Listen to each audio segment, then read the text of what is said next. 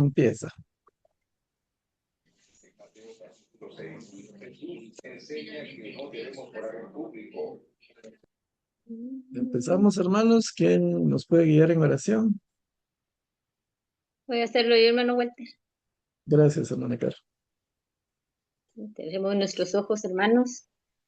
Amante Padre que estás en gloria, te damos muchas gracias, Señor, porque nos has permitido, Señor, el don de la vida, principalmente, Señor, y también porque nos das la oportunidad de poder estudiar aún, Señor, tu palabra.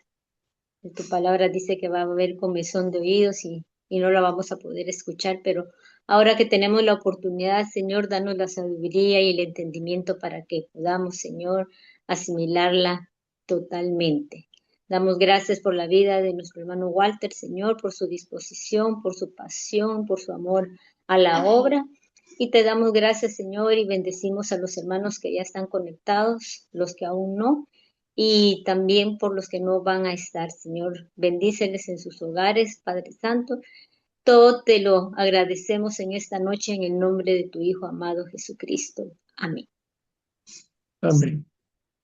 Muchas gracias, hermana Carol. Bueno, empezamos entonces. Estamos en la serie En Busca de la Santidad y hemos estado haciendo un recorrido a través de los profetas del Antiguo Testamento y su mensaje, y lo hemos amarrado o relacionado con el Nuevo Testamento y específicamente con las enseñanzas de Jesús y el ministerio de Jesús. Eh, lo hemos enlazado, pues es un decir, porque realmente está estrechamente relacionado. Lo que estamos haciendo nosotros es estudiar esa relación, reflexionar sobre esa relación entre el Antiguo y el Nuevo Testamento. Entonces hoy nos toca hablar del profeta Oseas, eh, y vamos a compartir pantalla por aquí para poder entrar en materia ya del tema. Siempre, por favor, yo confirmo si están viendo la presentación para poder continuar. Sí, sí se ve, mis hermanos, la presentación. Sí, se ve. Sí, hermano. Perfecto. Entonces, el tema, como mencioné anteriormente, es Oseas, capítulo 6, y versículo 6. Estos son los versículos base, podríamos decir, y Mateo 9:13. Pero, como ustedes han visto en los estudios anteriores, citamos varios profetas y varios versículos del Nuevo Testamento. La idea es que miremos la relación, analicemos sobre esa relación que hay entre el Antiguo y el Nuevo Testamento, y sobre todo que reflexionemos sobre el mensaje que el Señor nos da a través de las Escrituras.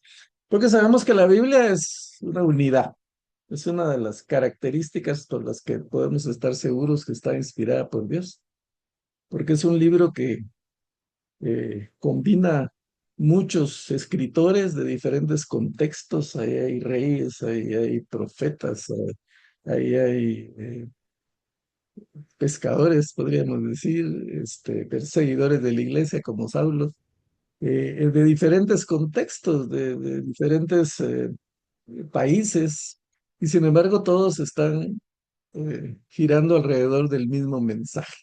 Todo el mensaje coincide. Autores que no se conocieron entre sí, autores de diferentes épocas.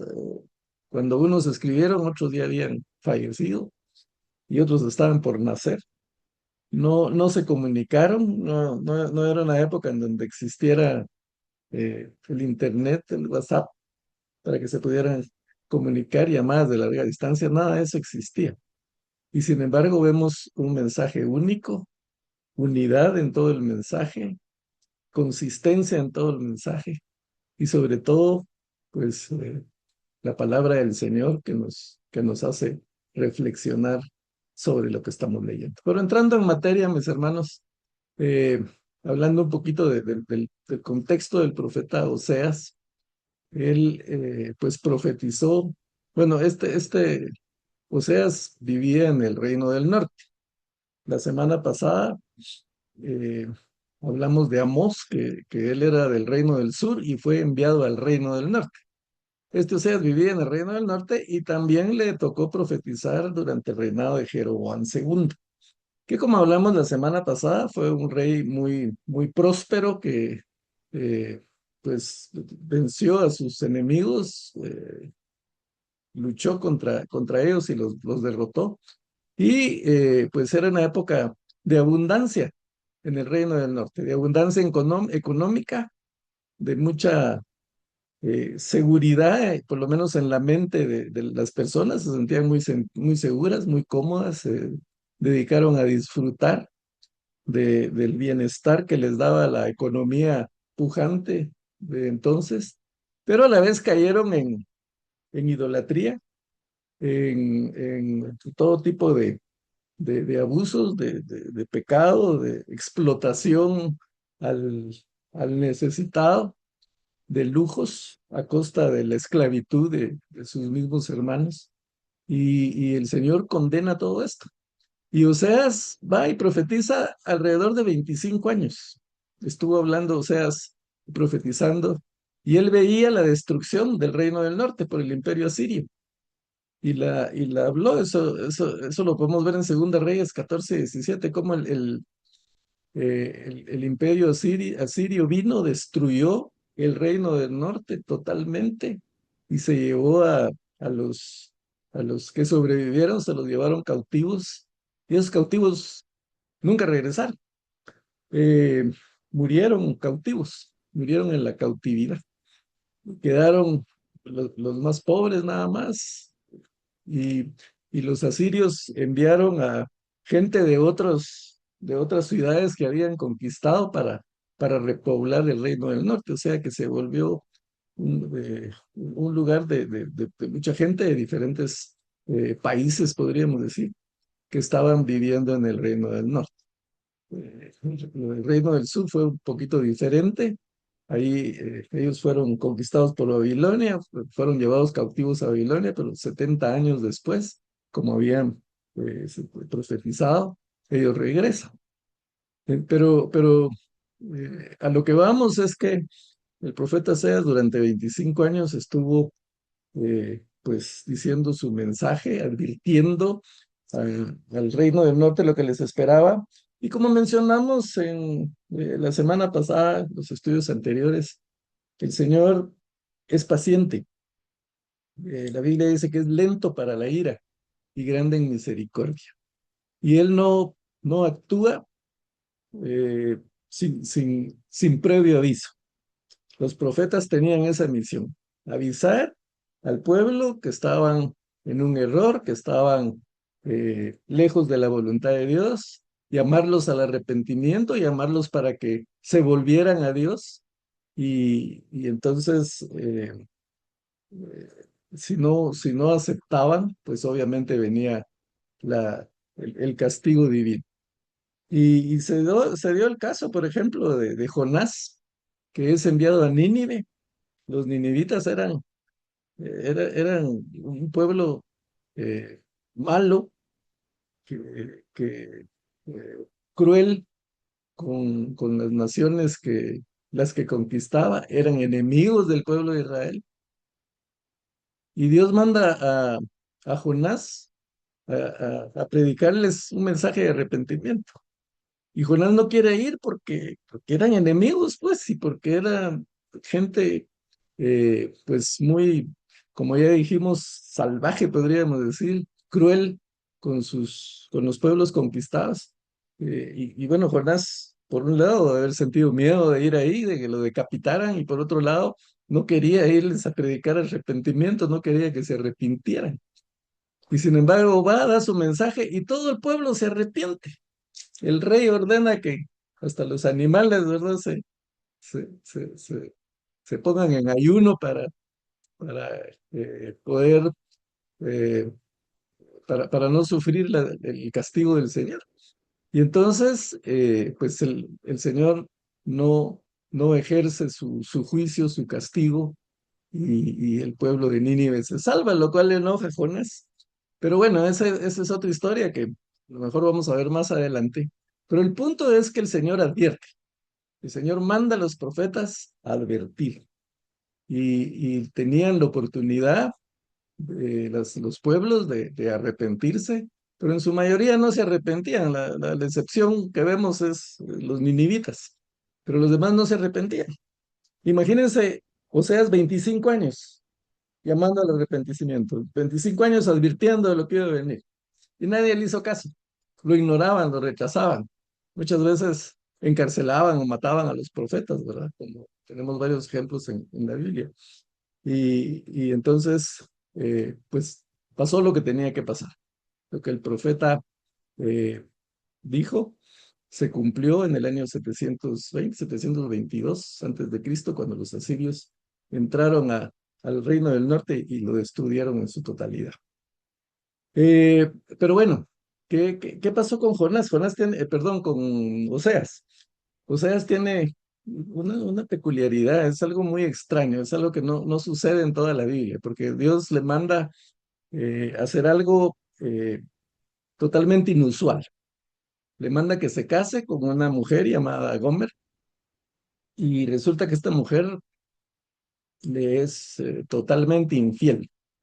Ellos se casan, tienen 3 hijos, pero después de eso la esposa se va tras sus amantes, dice la escritura, o sea que se fue atrás de varios hombres, traicionando totalmente a Oseas.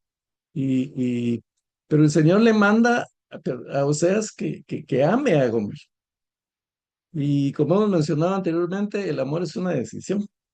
Tenemos que tomar la decisión de amar a pesar de las circunstancias. Entonces le manda que la ame y que la busque y que pague a los amantes de ella la cuota que pidan por dejarla libre y que la regrese, que la perdone. Y pues Oseas tiene que obedecer a la voz del Señor. ¿Por qué Dios pide eso tan inusual a Oseas? Bueno, lo que Dios está queriendo representarle al pueblo de Israel y a nosotros, es que Él es fiel. Él nos ama. Él amó a su pueblo de Israel a pesar de la infidelidad del pueblo. Él los sacó de Egipto, hizo un pacto con ellos. Eso es lo que representaba el matrimonio de Oseas y lo que representa el matrimonio actualmente. No es un contrato, es un pacto que hacemos con nuestro cónyuge, en el cual eh, nos comprometemos a amarlo a pesar de las circunstancias. Y que eso es lo que Dios hace con nosotros. El Señor es fiel a nosotros a pesar de las circunstancias, a pesar de que le seamos infiel. Entonces el Señor sacó al pueblo de Israel de Egipto, hizo un pacto con ellos en el desierto. Y desde que salieron, el pueblo de Israel fue infiel. Lo primero que hicieron fue un becerro de oro para adorarlo en el desierto. Después el Señor los llevó hasta la tierra prometida, hasta esta tierra que vemos aquí, el reino del norte, el reino del sur. Y ahí siguieron con su idolatría. El Señor les había ordenado no mezclarse con los países vecinos paganos que Él había sacado de ahí para darles esa tierra a ellos, y de todos modos ellos fueron totalmente idólatras. 20 reyes en el reino del norte, 20 reyes en el reino del sur.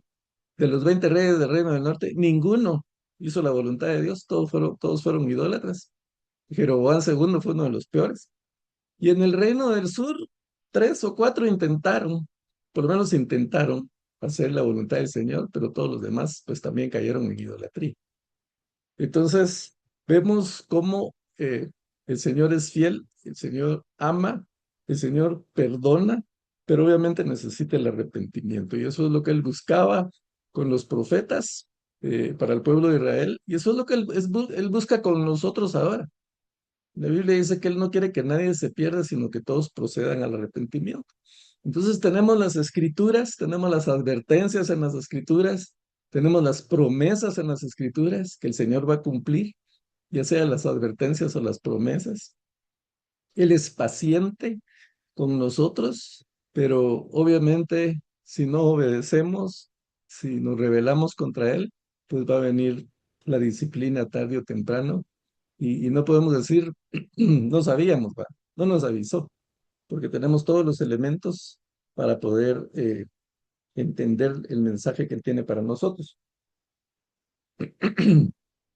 Lo tenemos en el Antiguo Testamento a través de los profetas y lo tenemos en el Nuevo Testamento, y por eso es que estamos haciendo este amarre nosotros de ver tanto los textos del Antiguo Testamento como del Nuevo Testamento. Entonces ese es el concepto, perdón, ese es el contexto en el que Oseas predica, y su mensaje que está en Oseas 6:6 dice: porque quiero misericordia y no sacrificio, conocimiento de Dios más que holocaustos. Eh, pues obviamente el Señor está pidiendo corazones quebrantados y no sacrificios. Vamos a leer los versículos anteriores. Dice 6:4: ¿qué haría a ti, Efraín? ¿Qué haré a ti, oh Judá? Está hablando al reino del norte y también al reino del sur. La piedad vuestra es como nube de la mañana y como el rocío de la madrugada que se desvanece. Por esa causa los corté por medio de los profetas, con las palabras de mi boca los maté, y tus juicios serán como luz que sale. Porque misericordia quiero y no sacrificio, y conocimiento de Dios más que holocausto. Fíjense lo que el Señor le está diciendo. Vuestra piedad es como nube de la mañana. Las nubes sabemos que no se quedan estáticas, pues las nubes van pasando todo el tiempo. Y la nube que está en la mañana, pues obviamente no va a estar hasta el mediodía ni hasta la noche, sino pues obviamente van pasando. Y Él les dice: vuestra piedad es como nube y como el rocío de la madrugada. Eh, Normalmente en la madrugada pues cae el sereno, que nosotros le llamamos el rocío, y pues cuando amanece los campos están húmedos con gotitas de rocío, pero cuando sale el sol pues inmediatamente se evaporan y desaparece. Y eso es lo que Oseas en forma poética, o Dios por medio de Oseas en forma poética, le está diciendo a su pueblo. Y ese mensaje es para nosotros también, porque recordemos cómo nos iniciamos eh, cuando decidimos seguir a Jesús, cuando entregamos nuestro corazón al Señor. No me van a negar que era una época de compromiso, de emoción, de enamoramiento. La Biblia lo llama el primer amor. En Apocalipsis el ángel dice: tengo contra ti que has dejado tu primer amor. Porque, porque es un enamoramiento tal. Y queremos participar en los servicios, vamos con gusto a la iglesia, oramos, cantamos, nos queremos involucrar en algún ministerio, pero de repente eso como que va bajando, como que va disminuyendo, y empezamos en un proceso más de religiosidad que de enamoramiento. Seguimos yendo a la iglesia, seguimos haciendo nuestras oraciones, seguimos haciendo todo lo que eh, se requiere, pero, pero ya lo hacemos por compromiso o por costumbre, pero ya no es lo mismo. Eh, y yo lo comparo esto con lo que nos sucede en la relación de pareja. Nos enamoramos, y cuando nos enamoramos, pues es aquella emoción, ¿verdad? De que queremos estar con la persona amada, que lo estamos llamando constantemente, que nos hace falta los 5 minutos que se fue, que queremos hablarle hasta las 12 de la noche, la 1 de la mañana. En fin, es un cóctel de emociones que pues realmente hace un efecto que no se nos tupe el cerebro. De hecho, se genera una sustancia, una hormona que se llama dopamina, y prácticamente cuando estamos enamorados estamos dopados. Pero esa es una emoción transitoria que tiene el propósito de apareamiento. Si no nos enamoráramos, nadie se casaría, y la raza humana desaparece. Entonces, pero es algo transitorio. Eso tarda un tiempo. pues algunos, los científicos, los psicólogos dicen que ya establecieron que tarda como año y medio, ¿verdad? Pero eso depende de las circunstancias, pero el tema es que eso se termina. Entonces entra el proceso ya de decidir amar a nuestra pareja. Ya cuando empezamos a verle sus defectos, cuando empiezan las crisis económicas, las crisis de salud, las crisis de los hijos, las enfermedades, todo ese tipo de cosas, eh, pues ya no es lo mismo, ya no es aquella emoción del enamoramiento, pero es entonces cuando tenemos que tomar la decisión de amar a nuestro cónyuge y de amarlo hasta que la muerte nos separe. Lo mismo nos pasa con el Señor, hay un periodo de emoción, hay un periodo de fuego, ¿verdad? Pero eso pasa. Entonces tenemos que tomar la decisión de amar a Dios y de obedecer. Y esa es la decisión que el Señor quiere.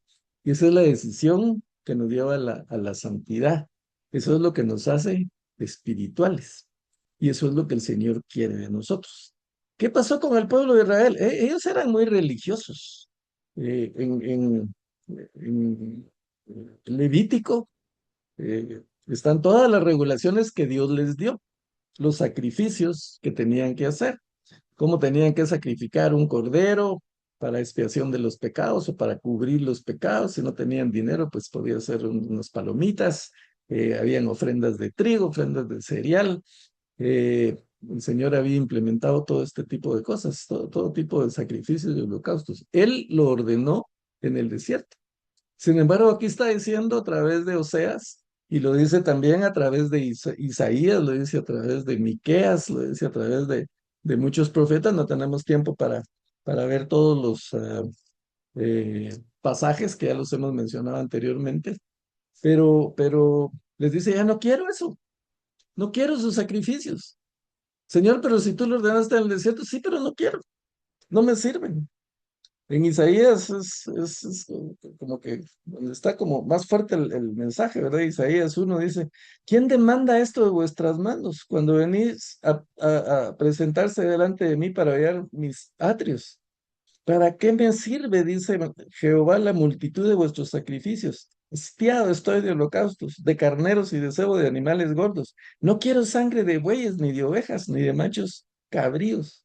No me traigan más vana ofrenda, el incienso me es abominación. Luna nueva y día de reposo, el convocar asambleas, no lo puedo sufrir. Son iniquidad vuestras fiestas solemnes.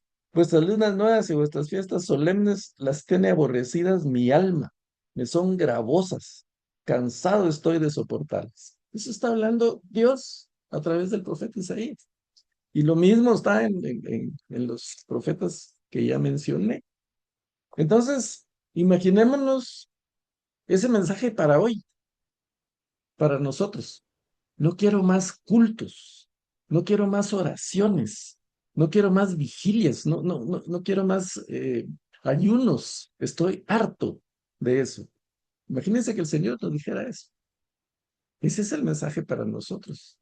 Y no estamos diciendo que los cultos, que las alabanzas, que los ayunos, que las vigilias, que las ofrendas eh, estén mal.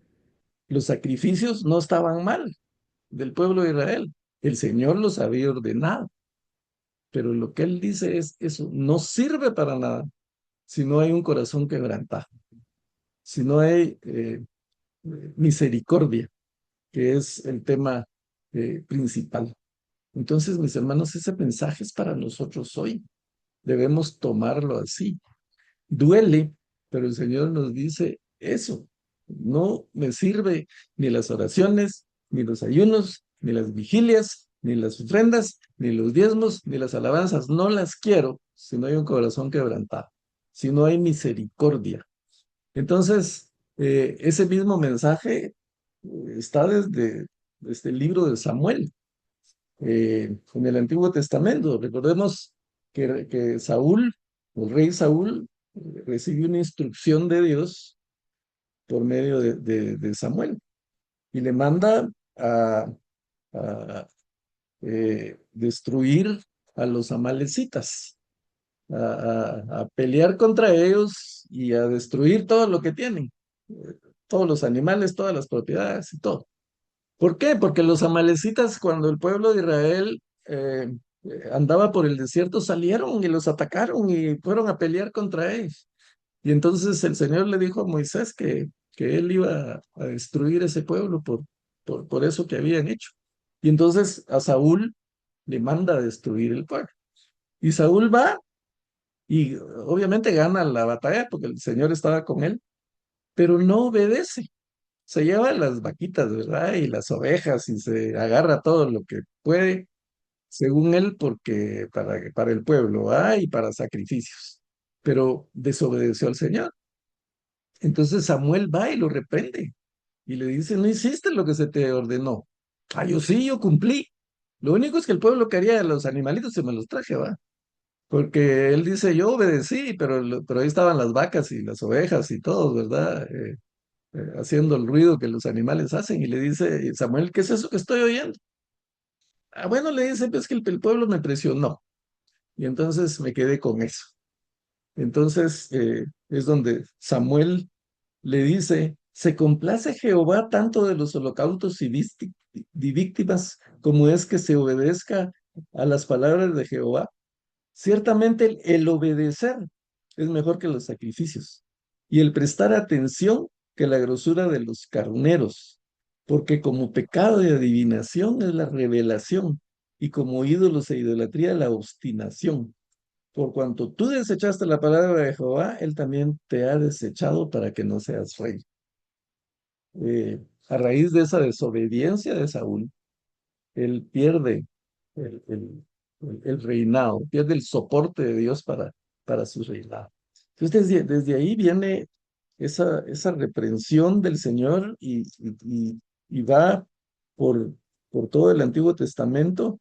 Eso lo menciona Isaías, como ya mencionamos, lo menciona Miqueas en capítulo 6, versículos 6 a 8, se menciona en el libro de Hebreos, capítulo 10, versículos 6 al 9, Oseas, que estamos viendo, y vamos a ver Mateo también, en donde el Señor menciona eso, el Señor Jesús.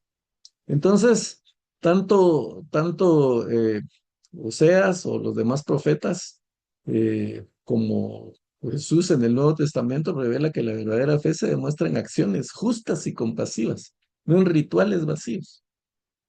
Los rituales están bien, lo que hacemos en la iglesia está bien, pero, insisto, no sirve si no hay obediencia. Y si no hay obediencia, no hay espiritualidad. Y si no hay espiritualidad, no hay santidad. Juan el Bautista tenía mucha espiritualidad, pero no era religioso. De hecho, era, podía haber sido sacerdote porque era de clase sacerdotal, pero no era religioso, era espiritual. Y él llama al arrepentimiento y ese fue su mensaje y preparar el camino del Señor. Jesús era espiritual, Jesús era santo, pero no era religioso. Él combatió a los religiosos de la época. Entonces, mis hermanos, la religiosidad vacía es abominación para el Señor. Él no quiere eso. Él lo que quiere es misericordia, corazones quebrantados, obediencia. Cuando obedecemos al Señor, es cuando estamos caminando hacia la santidad. Pero si no le obedecemos, pues obviamente vamos en vía contraria, vamos contra la vía. Eh, ¿Cuál es la conexión de los profetas del Antiguo Testamento con Jesús? En Mateo 9:13 tenemos la historia, mis hermanos, cuando el Señor Jesús llama a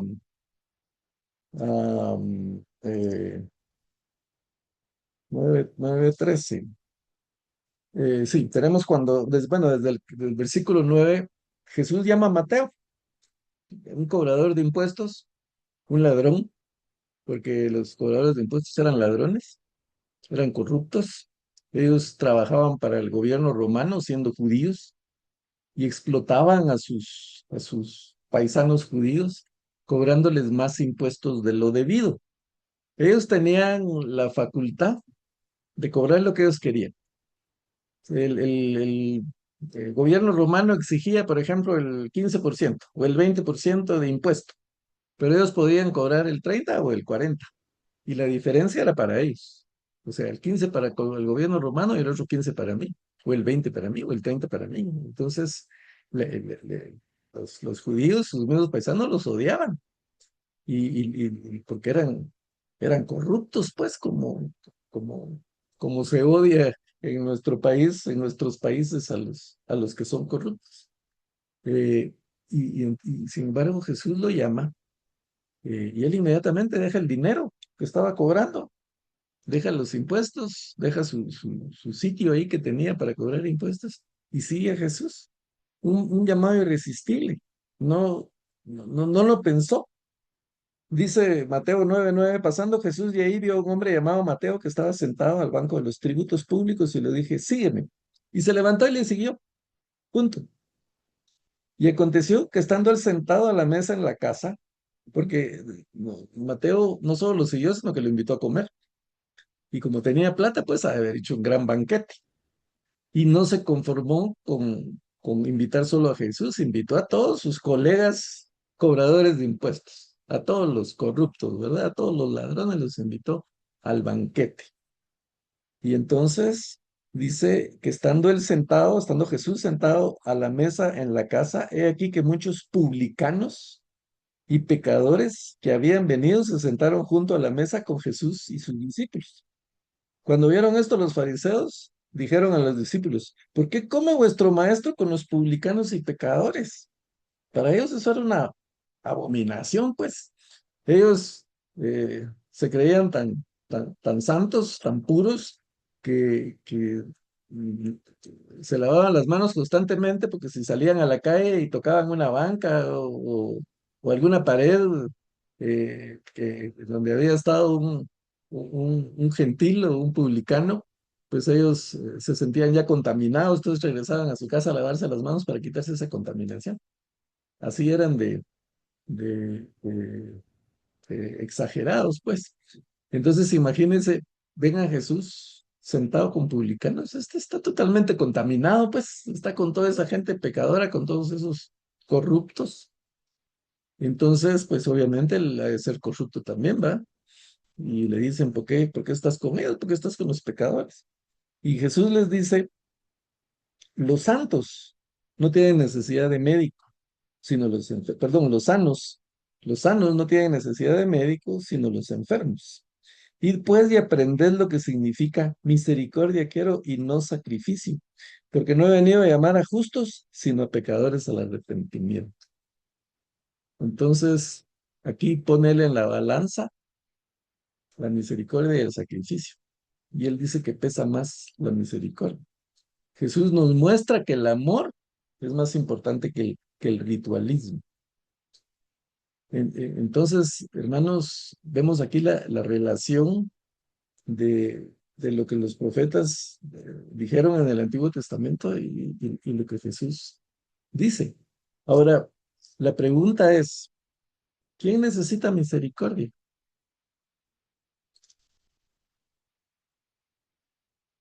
Dios está pidiendo misericordia. ¿Necesita Dios nuestra misericordia? Definitivamente no. Nosotros somos los que necesitamos la misericordia de Dios. Entonces, ¿para quién es la misericordia? Pues obviamente para el necesitado. El Señor dijo que en el juicio final se va a separar los cabritos y las ovejas, ¿verdad? Y se les va a decir a unos porque estuve enfermo y no me visitaste. Tuve hambre, no me diste de comer. Tuve sed y no me diste de beber. Estuve desnudo y no me abrigaste. Y le van a decir, ¿y cuándo hicimos eso? Cuando todo lo que hicieron con sus hermanos, conmigo lo hicieron. Y después va a decir a los otros, tuve hambre, me diste de comer, tuve sed, me diste de beber, estuve desnudo, me vestiste, enfermo, me visitaste. Y les van a decir, ¿y cuándo hicimos esto? Cuando lo hicieron con sus hermanos. Esa es la misericordia que el Señor quiere. Y esos actos de misericordia son los que nos acercan a la santidad, porque estamos haciendo la voluntad del Señor, porque estamos obedeciendo. La palabra misericordia, pues es una palabra compuesta que viene de misericordia, de miseria, y cordia, que es en griego cardía, es corazón. Entonces, y el corazón sabemos pues que en la Biblia es la fuente de los sentimientos, de nuestros eh, pues sí, sentimientos y todos nuestros deseos. Entonces es tener compasión, eh, sentir dolor por la misericordia del, del ser humano. Ah, la historia de Oseas eh, refleja el dolor que Dios siente por la infidelidad. Pueden imaginarse lo que sintió Oseas, que su esposa, con la que tenía 3 hijos, se fuera tras varios amantes. Eso tuvo que causarle un dolor terrible. Y sin embargo, el Señor le manda que la vaya y la perdone y que pague el rescate por ella y que la traiga de regreso. Y eso es lo que el Señor hace con nosotros.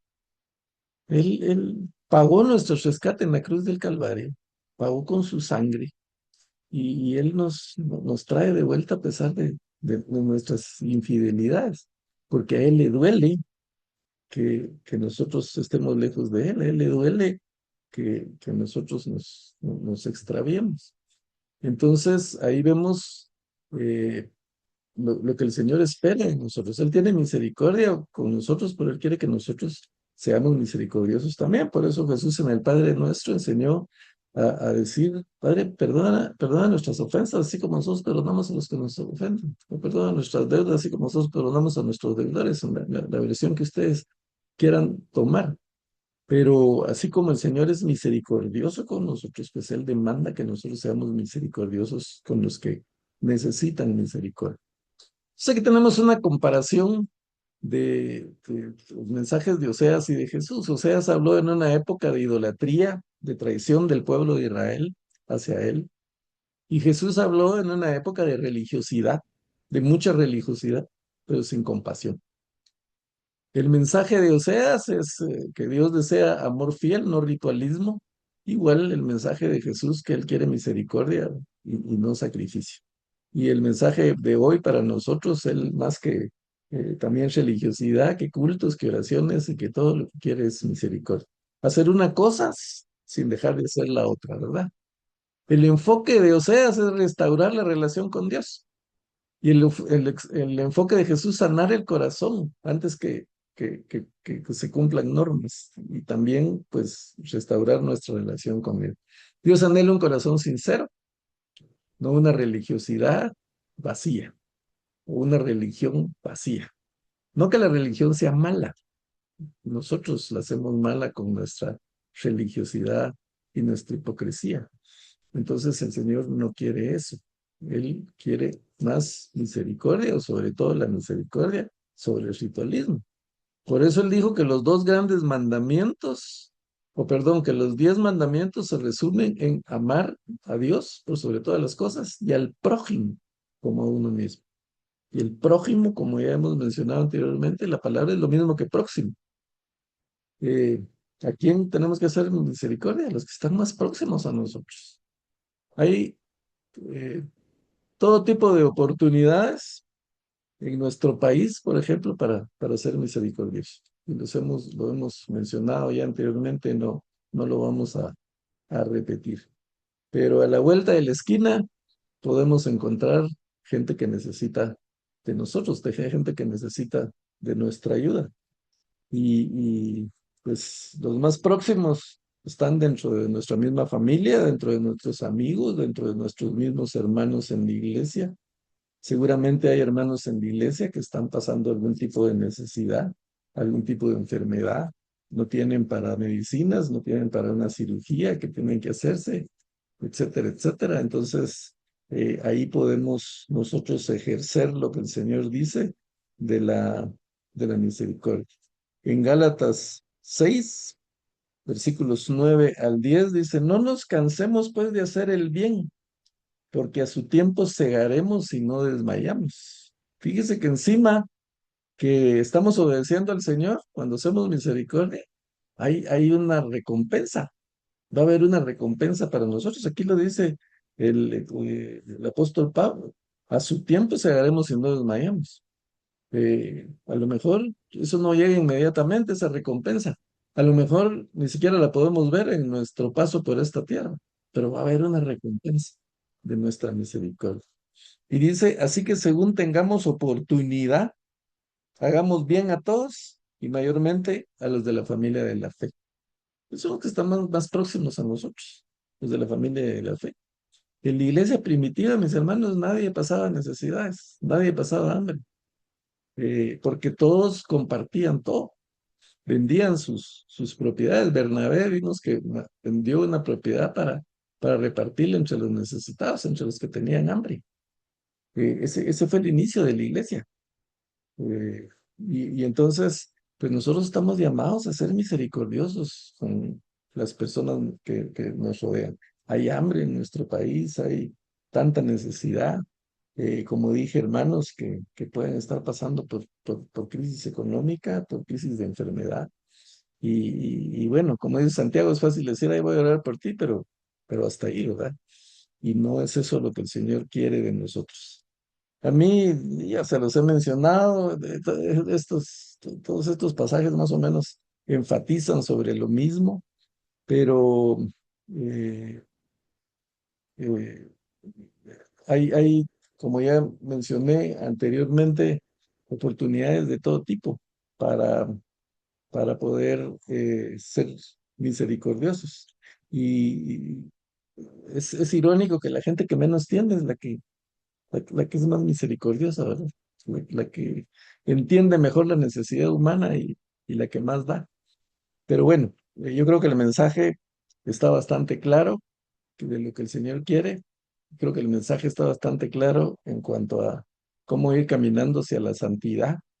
Yo creo que el mensaje está bastante claro en cuanto a que más que religiosos debemos ser espirituales y por medio de nuestra espiritualidad pues vamos caminando hacia la santidad. Y la espiritualidad pues se alcanza con obediencia a lo que el Señor dice, se alcanza con conocimiento de Dios, como dice el profeta Oseas, conocimiento de Dios.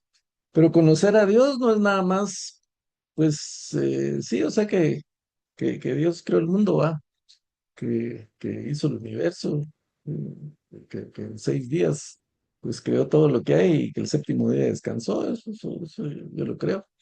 Creo que Jesús murió en la cruz del Calvario por nosotros también, con nuestros pecados. Eh, entonces conozco a Dios, pero la Biblia dice que los demonios creen en Dios y no solo creen en Dios, sino tiemblan. Entonces, no es suficiente, mis hermanos. Conocer a Dios es tener intimidad con Él, es tener una relación directa con el Señor. Eso es lo que el Señor quiere. A mí siempre me ha llamado la atención, les decía aquel pasaje en donde Jesús, bueno, viene aquella mujer y derrama un frasco de perfume a los pies de Jesús, un frasco de perfume carísimo. Mencionamos en 8 de los estudios el costo de este perfume, pues que podría haber sido una herencia, porque era sumamente caro y lo derrama a los pies de Jesús. Y los discípulos, especialmente Judas, dice, qué desperdicio, con ese dinero hubiéramos podido ayudar a los pobres. Y Jesús les dice, a los pobres siempre los van a tener, pero a mí no siempre me van a tener. Y a mí siempre me dio cierto conflicto ese pasaje, porque ¿por qué Dios no, por qué Jesús no erradicó la pobreza?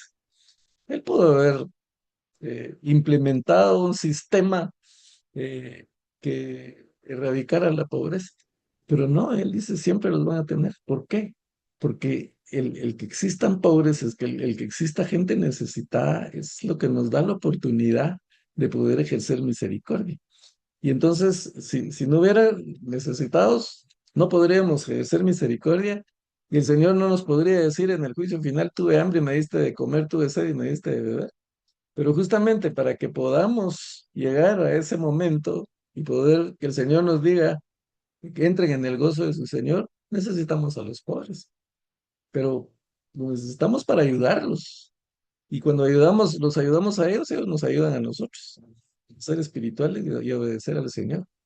Así que veamos por los necesitados, mis hermanos, y especialmente dentro de la iglesia. Busquemos dentro de la iglesia y vamos a ver que hay hermanos con necesidad. Y entonces ahí tenemos la oportunidad de ayudar. Porque dice especialmente, dice el escritor de Gálatas, el apóstol Pablo, especialmente a los de la familia de la fe. Eh, y anteriormente, en el versículo 8 dice, porque el que siembra para su carne, de la carne segará corrupción, mas el que siembra para el espíritu, del espíritu segará vida eterna.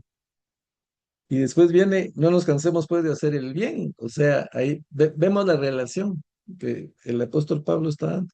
Hacer el bien, hacer misericordia, es ser espirituales, es sembrar para el espíritu, es hacer crecer nuestra espiritualidad y como consecuencia nuestra santidad. Am, entonces, enfatizando lo que estamos hablando y la aplicación espiritual es que pues tenemos que tener corazones quebrantados, corazones sensibles a la necesidad humana. Dios no busca perfección externa, no quiere que aparentemos ser perfectos. Recordemos aquel fariseo que estaba orando en el templo, ¿verdad? Y diciendo, te doy gracias, Señor, porque no soy como este que está allá adelante, ¿verdad? Este publicano, yo ayuno 3 veces a la semana, yo oro 3 veces al día, yo ofrendo, yo esto, yo lo otro. Y mientras que el otro pobre estaba ahí arrodillado y tal vez con el rostro en tierra diciendo, sé propicio a mi pecado, perdóname, Señor. Y Jesús le dije, ese salió más justificado que el otro porque ese es espiritual, el otro no, el otro es religioso. Entonces, Él conoce nuestros defectos, nuestras fallas, Él sabe que no podemos ser totalmente perfectos, aunque tenemos que buscar la perfección, pero Él quiere nuestro corazón, que tengamos sensibilidad ante el dolor, ante la tragedia, ante la pobreza que eh, abunda en nuestro país. La verdadera santidad nace cuando reconocemos la necesidad de su gracia. Reconocemos que necesitamos su misericordia, que necesitamos su perdón. Entonces, podemos tener misericordia para los demás y ahí, pues, llegamos a la verdadera santidad. Porque el Señor Jesús nos enseña que la misericordia es el reflejo más puro del amor divino. Porque si alguien tiene misericordia y si alguien ama profundamente es el Señor. Entonces, cuando nosotros amamos y tenemos misericordia, estamos reflejando lo más puro del Señor. Y el Salmo 51:17 dice, el sacrificio que agrada a Dios es el espíritu quebrantado. Al corazón contrito y humillado no despreciarás tu Señor o tu Dios. Entonces, nuestra humillación delante de Dios, nuestro corazón quebrantado, es lo que el Señor nunca va a pasar desapercibido. Vivir con un corazón quebrantado es permitir que Dios transforme nuestra vida desde adentro. El Señor no quiere una transformación externa, porque eh, puede que andemos con la Biblia bajo el brazo, ¿verdad? O la tablet, el dispositivo electrónico, que pues nos mantengamos metidos en la iglesia, que aparentemos todo tipo de espiritualidad, pero lo que el Señor quiere es que permitamos que Él nos transforme desde adentro, no externamente. Eh, la transformación externa es justamente la religiosidad, lo que tenían los fariseos. Entonces la misericordia tiene que estar por encima del ritual. La verdadera santidad no se demuestra en lo que aparentamos, sino en la forma que amamos. Dios se agrada más de un corazón compasivo que de 1000 actos religiosos sin amor. Jesús nos invita a vivir una fe auténtica, donde la misericordia sea el lenguaje del corazón. Bienaventurados los misericordiosos, porque ellos alcanzarán misericordia, dijo el Señor en el Sermón del Monte, en Mateo 5:7. Entonces, como mencioné anteriormente, hay una recompensa para cuando ejercemos la misericordia. y esa recompensa pues va a venir para nosotros de alguna manera o de otra. Y pues también, si no es en esta tierra, va a ser en la eternidad. Y hay más pasajes, obviamente, donde Jesús habla de eso. Por ejemplo, en Mateo 12, eh, ustedes se recuerdan que él iba con sus discípulos caminando, él caminaba todo el tiempo por todos los lugares, iban predicando. Entonces, eh, pues muchas veces pasaban caminando y el día predicando, enseñando y sin comer, como lo vimos en la multiplicación de los panes y los peces. Todo el día habían pasado ahí sin comer. Pues eso pasaba con frecuencia. No era que Jesús andaba caminando y de repente encontraba un restaurante, vaya, entremos aquí y comamos de todo. No, ahí andaban sus discípulos cansados, sacrificados y con hambre. Y aquí se da un pasaje que dice que ellos iban por un trigal, por los sembrados en un día de reposo, y sus discípulos tuvieron hambre y comenzaron a arrancar espigas y a comer. Eh, Arrancaron las espigas del trigo y a comerse eso, pues era lo que había, ¿verdad? Y con eso estaban satisfaciendo el apetito. La ley de Dios en Deuteronomio de 23, 24, 25, no lo vamos a leer por tema de tiempo, pero estipulaba que la gente, vamos a, vamos a leer mejor porque así se puede explicar mejor, pero estipulaba que las personas podían eh, tomar de las cosechas de los terrenos. Mencioné ya en otro estudio que en la época de Jesús y aún hasta la fecha se mantiene eso. En muchos lugares de Israel no hay paredes, no hay cercos, sino que, digamos, las casas tienen su patio, pero ese patio conecta con el patio del vecino y pues, entonces hay mucha área libre donde la gente va caminando. Y en los terrenos, pues tampoco se circulan los terrenos, sino simplemente se siembran y la gente puede pasar a través de los terrenos en donde hay sembradíos.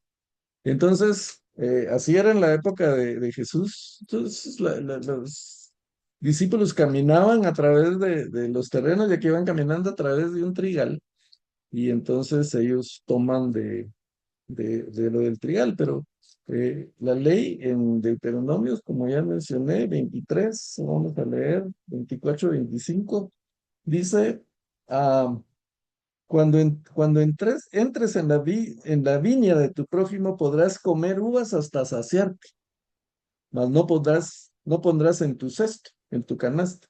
O sea, como dicen en los restaurantes, ¿verdad? Para comer aquí, pero no para llevar. Cuando en un restaurante ponen buffet, dicen, ¿verdad? Puede comer todo lo que quiera, pero aquí no puede llevar. Eso es lo que decía la ley.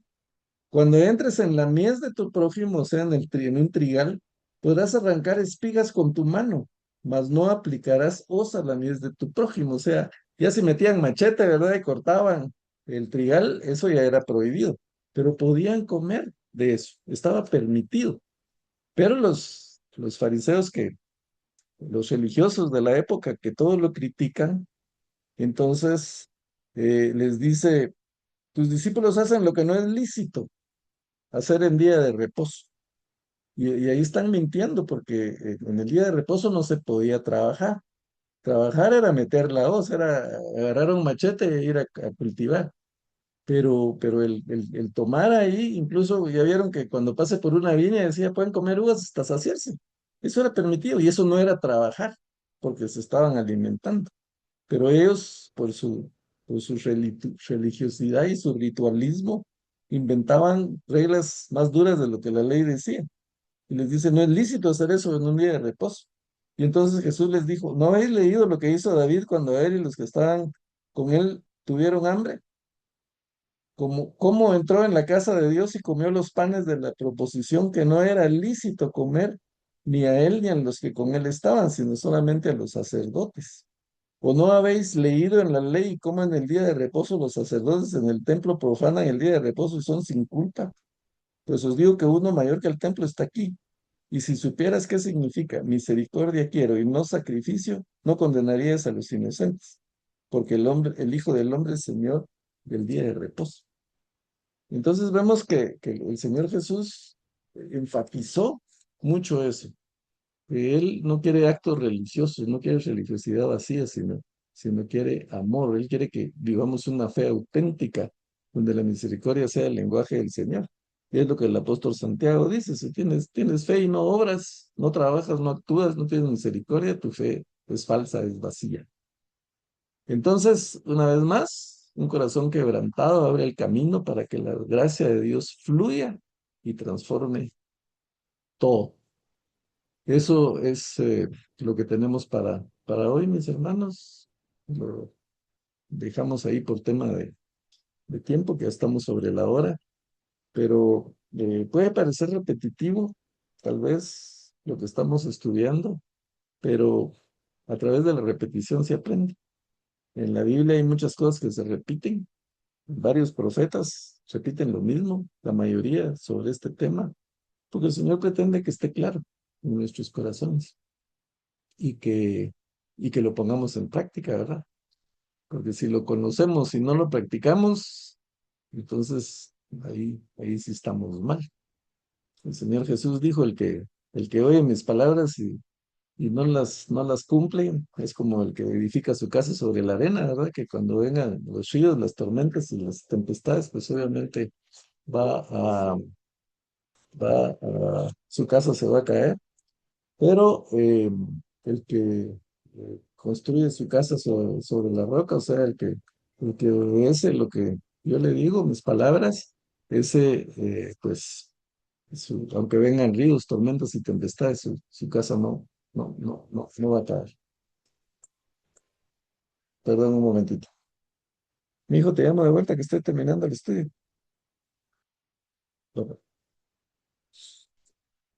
Bueno, comentarios.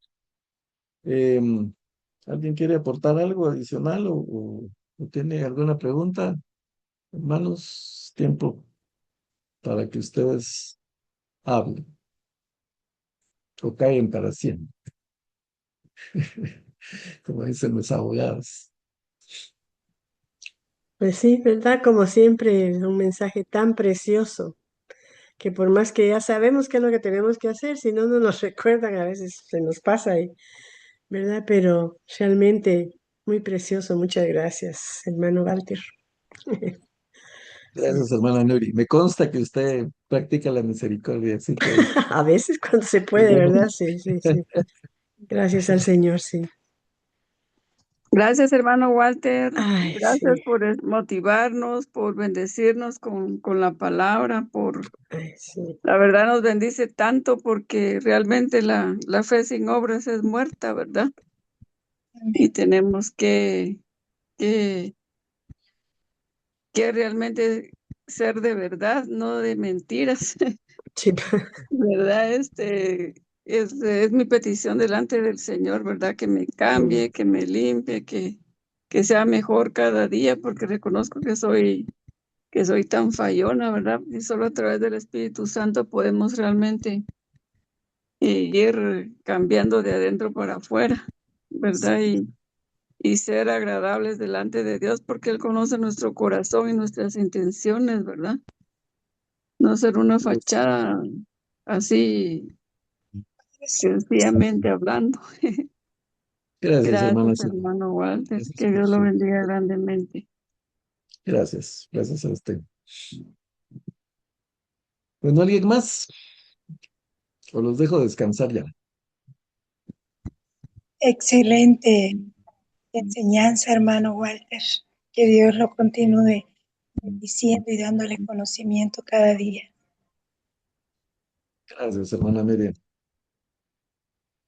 Bueno, nos vemos entonces, si el Señor lo permite, la próxima semana. No estoy seguro si la próxima semana vamos a tener estudio porque tengo un evento ahí pendiente de confirmar, pero yo siempre les indico por medio del chat si nos reunimos o no.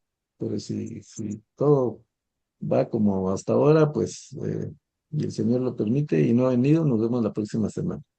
Así que descansen, que Dios le bendiga y hasta la próxima.